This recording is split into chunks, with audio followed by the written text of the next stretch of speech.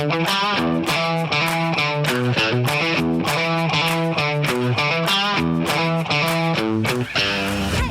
is Top Shelf, the KIJHL podcast, a very special episode, or I should say episodes.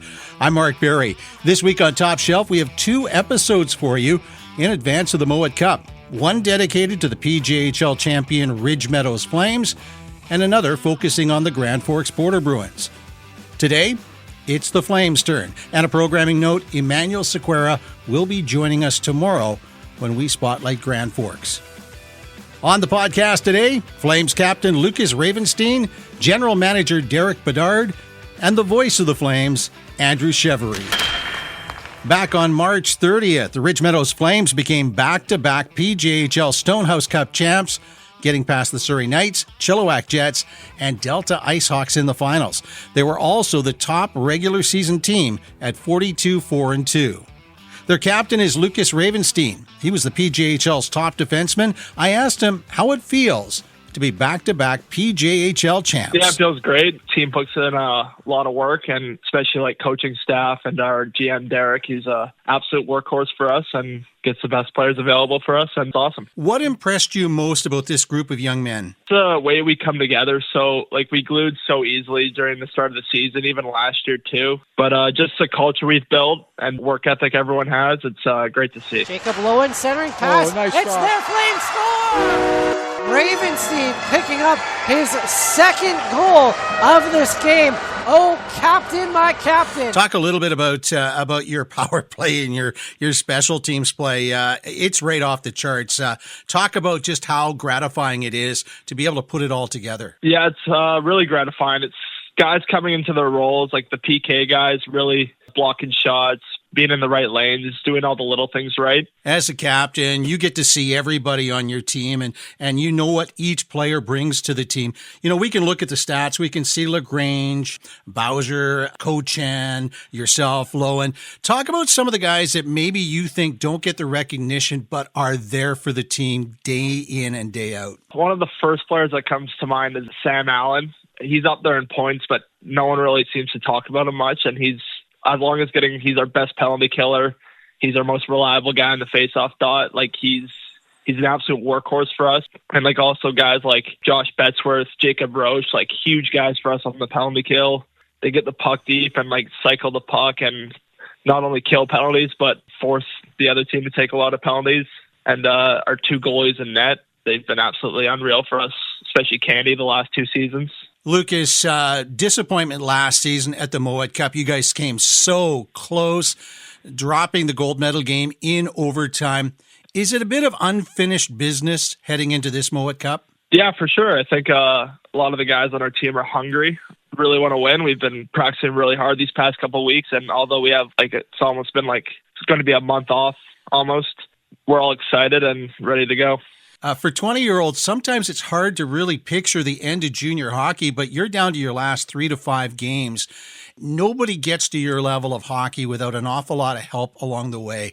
Opportunity for you to thank some folks that have made it all possible for you. First names that come to mind are obviously my parents. My mom and my dad have been a huge support for me. Couldn't have done it without them. And then, of course, coaches in the past, like my coach now, Brent Hughes, Derek Bedard, my GM, they've been a huge help for my career. And then past coaches like Wes McLeod, he's been really good for me. Chris Rangert, strength and conditioning coach. Got a lot of thanks, but it also takes a village, right? You've played 230 games as a Meadows Flames between the regular season playoffs and the Mowat Cup. Is it going to be hard putting on that jersey for the last time in the coming weeks? I didn't even realize I played that many games until you said that. But yeah, no, it's been an absolute treat. Played for Meadows this last 4 years. They've obviously been really good to me. And yeah, it's going to be really sad, but it's okay. Good things come to an end eventually, right? I just want to say it's been an absolute pleasure to watch your career in the PJHL. I've been watching from a distance.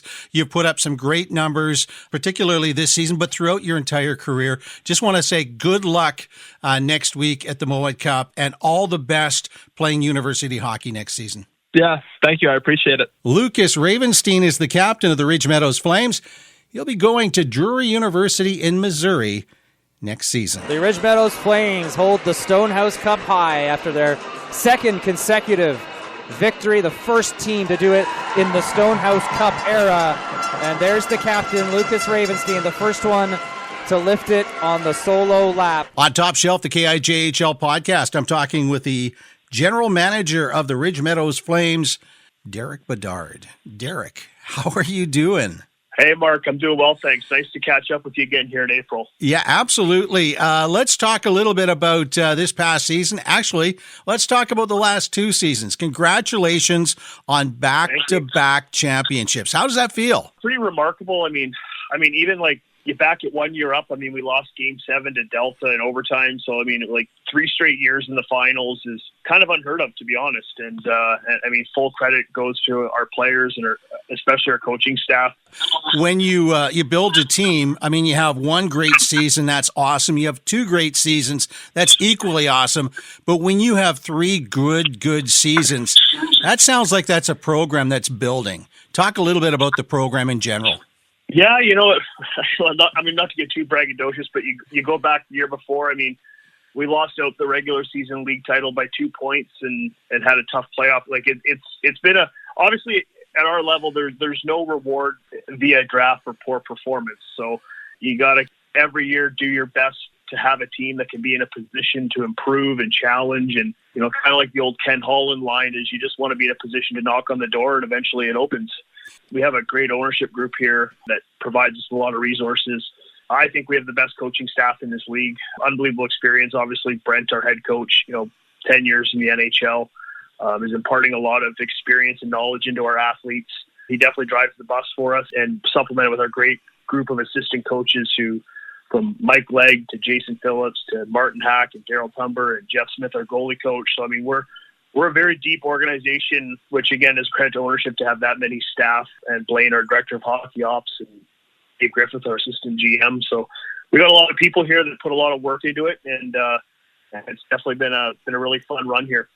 You know, last year at the Mowat Cup, I had the good fortune of staying at the same hotel as your parents. So I had a good chance to talk with your mom, and she says for you, hockey isn't just a hobby. It's not a job. It's your heart and soul. Talk a little bit about how much it means for you to be the GM of the Ridge Meadows Flames. My mom will like hearing that, that's for sure. I mean, it's definitely, it kind of probably went from like my progression over the years from when I first started into coaching to now this management has been kind of hobby, passion, life-altering obsession has probably been the 3 stages. I've lived in Maple Ridge my whole life, lived 5 minutes from the rink. So to give back to my hometown and see the program and what it's come from when I first came on board as an assistant coach to, winning these championships and player advancement. And it's hard to encapsulate all in proper words, to be honest, but I'm very fortunate and I absolutely love it. Let's talk just really briefly about next week. We've got the Mowat Cup. Yeah. And unlike the past, whether it was the Mowat Cup or the Cyclone Taylor Cup, it's not a round-robin tournament. It's a best-of-5 series. What do you think about that? I quite like it, to be honest. I mean, obviously, the previous format made a ton of sense with 3 leagues and a host, and there's really no other way to do it other than some sort of a complicated regional playdown. So, logistically, it made a ton of sense. Last year, Kimberly, full credit to them. They put on a phenomenal tournament. We were treated first class, the accommodations, the meals, the experience. It was fantastic. This probably feels more like the way hockey should be. We're used to 7-game series, and obviously the reality of the world with logistics and finances. I think a travel best of 5 is a great compromise to demonstrate our product. Derek Bedard is the general manager of the Ridge Meadows Flames. Thank you very much for doing this. Hey, you bet, Mark. Look forward to seeing you next week, and appreciate all the work you do for our level of hockey in the province. It doesn't go unnoticed, and it's awesome stuff. 5 seconds to go. The Ridge Meadows Flames are back-to-back Stonehouse Cup champions. On Top Shelf, the KIJHL podcast, talking with the voice of the Ridge Meadow Flames, Andrew Cheverie.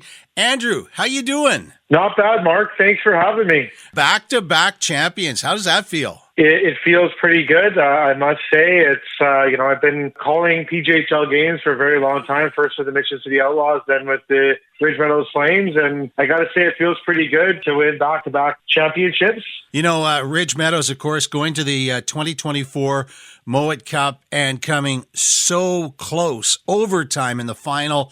How much of a factor do you think that might be going into this season's very different Mowat Cup? Oh, I know they were hungry for that Mowat Cup championship. We came back without the result that we wanted, and I know that the boys are going to be really hungry for it again this year. It meant a lot to the team, so to get another crack at it is really special. Your overall impression of the 2024-25 season from a Ridge Meadows perspective? A fantastic season, one of the best in franchise history and one of the best in PJHL history. A handful of players aged out last year. Management, Derek Bedard and company did well to add depth to the lineup once again. Made some good moves at the trade deadline as well to, really shore up both the blue line and the forward group. A bunch of returning players from last year that are 20-year-olds in this season that really shone through and got the result that everyone was looking for once again. Isn't that a great thing about very, very good organizations? Every year at the end of the season, you think, oh my gosh, they've lost these incredible core guys. How are we going to put a team together next year? And good programs find a way to find those players and elevate those 18, 19-year-olds. Yeah, you nailed it on the head there, Mark. I know Derek works very hard. He's very passionate about this lineup and this team, and he supported, right from the top down. I know that the ownership group gives Derek everything he needs to put a competitive team together every year. Let's talk about some of the players. I mean, Zach LaGrange has just been incredible since he got into the PJHL.